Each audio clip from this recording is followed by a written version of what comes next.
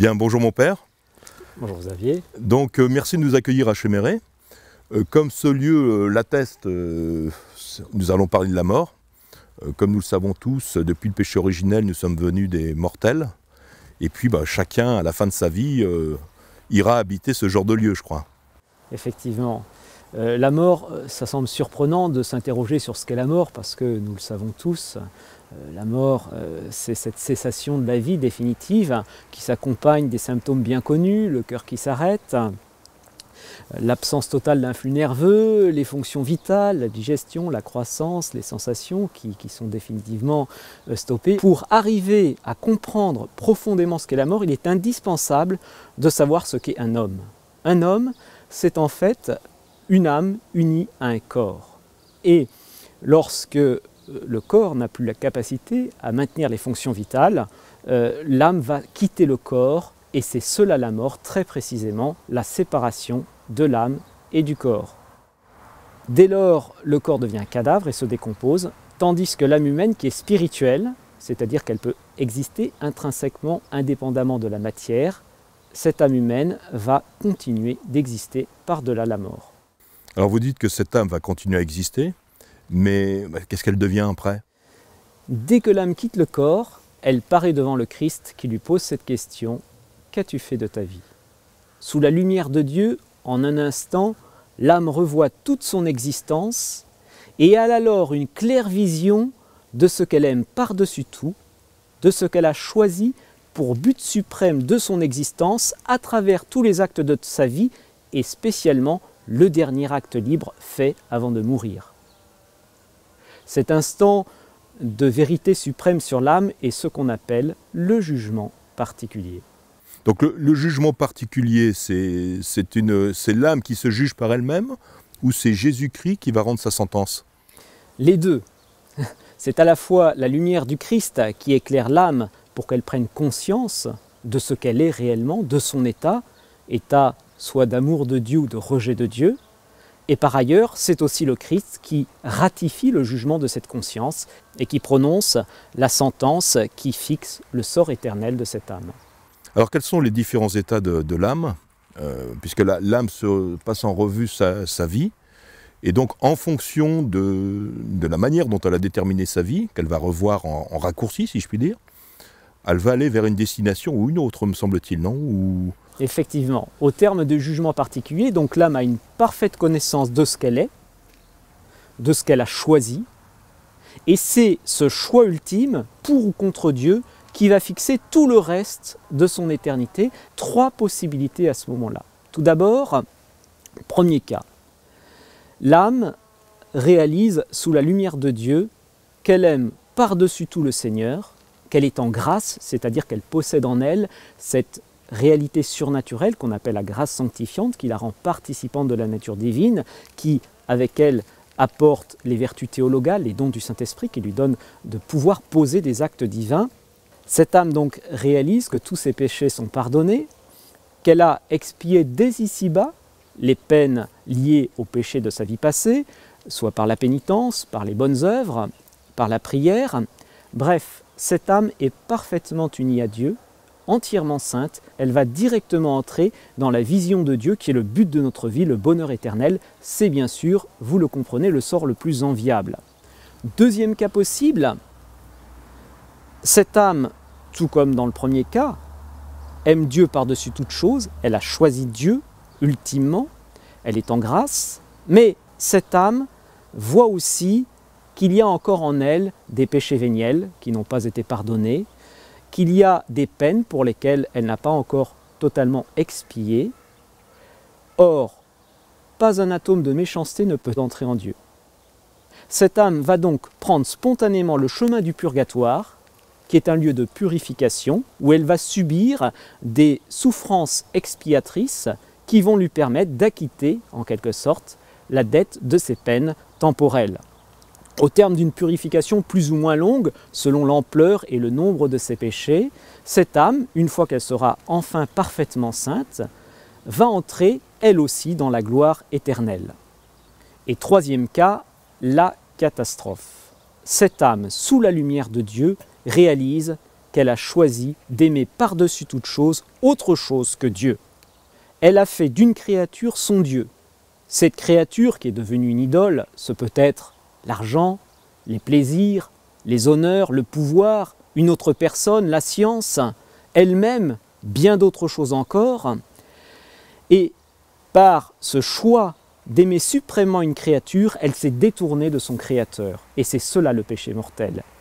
Se détourner de Dieu en se tournant vers une créature, elle a entièrement consacré son existence, si l'on peut dire, à une chose créée.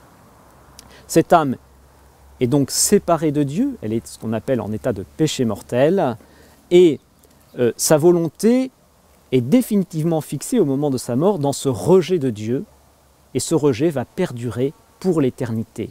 Cette âme va donc prendre logiquement le chemin qui correspond à son choix, le chemin de l'enfer, car l'enfer, c'est le lieu d'auto-exclusion définitif de la communion avec Dieu. Alors là, vous venez de parler du jugement particulier. L'Église nous enseigne aussi qu'il existe un jugement dernier, ou d'un jugement général. Alors de quoi s'agit-il? Est-ce qu'il s'agit d'un jugement en appel, de rejuger l'affaire qui a déjà été jugée précédemment par le jugement particulier? De quoi s'agit-il?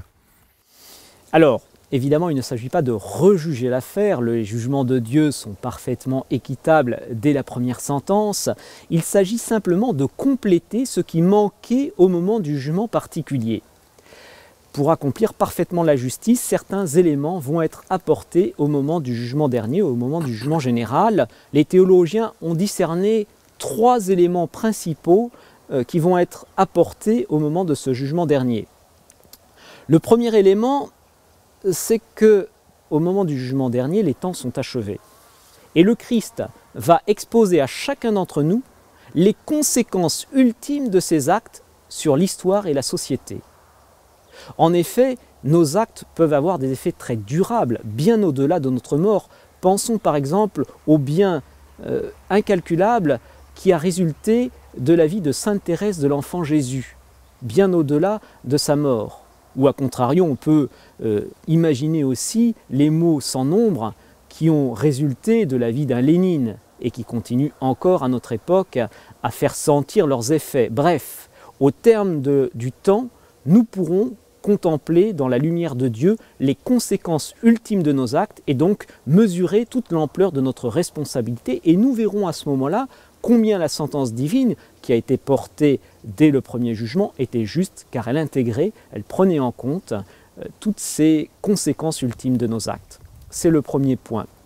Le deuxième point, c'est un fait d'expérience qu'ici-bas, des gredins sont portés au nu, tandis que des justes sont traînés dans la boue. Et au moment du jugement dernier, le Christ va révéler les intentions et les actes, même les plus secrets, de chacun devant tous. C'est la vérité qui va éclater. C'est la vérité qui éclate, les masques tombent si vous voulez, et sans doute que bien des statuts seront détruits à ce moment-là, car nous connaîtrons chacun tel qu'il est, et cela permettra de rétablir la juste réputation de chacun devant tous.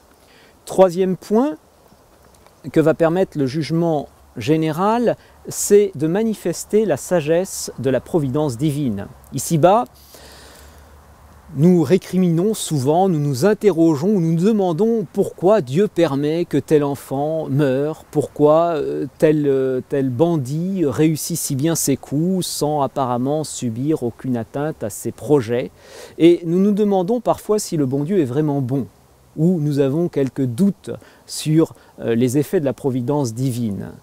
Eh bien, le Seigneur va rétablir aussi toute vérité sur cette providence divine en faisant voir l'envers du décor. Et pourquoi il a permis que tel mot se produise et comment, à travers ce mal, il a pu récupérer un plus grand bien, il a pu produire un plus grand bien. Et ce sera pour nous l'occasion de chanter éternellement les louanges de Dieu et de voir combien le Seigneur est bon. Alors on vient de parler du jugement dernier. On évoque aussi, lorsqu'on récite le credo, la résurrection de la chair. Est-ce qu'il s'agit du même moment? Alors, très bonne question, effectivement, il y a un lien très étroit entre le jugement dernier et la résurrection de la chair, puisque au moment de la parousie, c'est-à-dire lorsque le Christ reviendra en gloire pour juger les vivants et les morts à la fin des temps, Le premier événement qui va avoir lieu avant le jugement général, ça va être la résurrection de la chair, la résurrection de tous les morts. Ceux qui nous ont précédés depuis Adam et Ève vont sortir de la terre, retrouver un corps et comparaître ensuite devant le tribunal du Christ au jugement dernier. Alors pourquoi la résurrection de la chair? En fait, il faut être bien conscient que c'est un état tout à fait anormal pour l'âme que d'être séparé de son corps.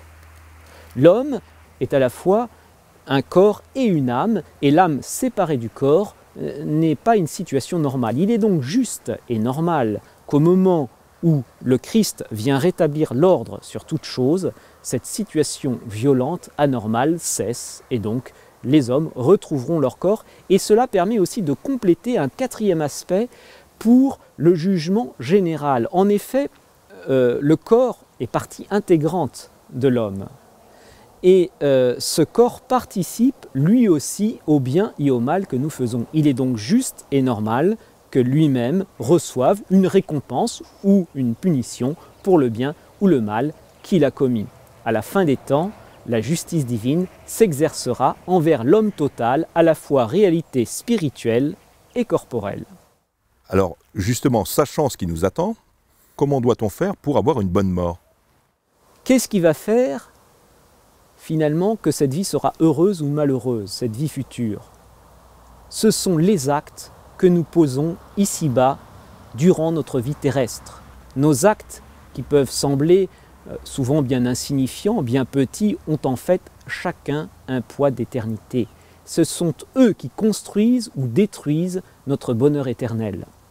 Alors dépêchons-nous d'aimer, car au soir de notre vie, c'est sur l'amour que nous serons jugés. Dépêchons-nous d'aimer, car elle passe vite la journée de notre vie. Amen. Merci beaucoup mon père, merci beaucoup.